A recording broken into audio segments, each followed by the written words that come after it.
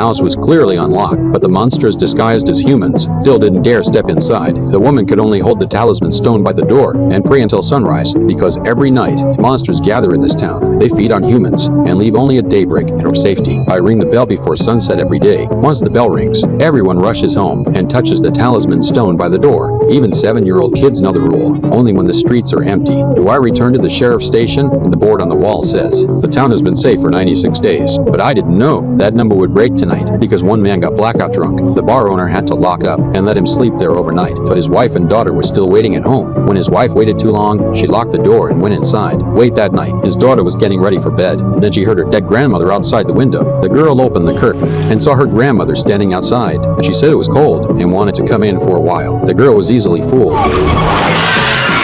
The next morning, the man woke up and saw neighbors gathered at his door. Before he could speak, I slapped him hard. I had warned him before. Families with kids had to nail their windows shut because kids are the easiest to lure, but he kept trusting luck, and tragedy struck. Looking at what was left of his wife and daughter, the man dropped to his knees and cried, but it was too late. He had to pay for his stupidity. Lock him up.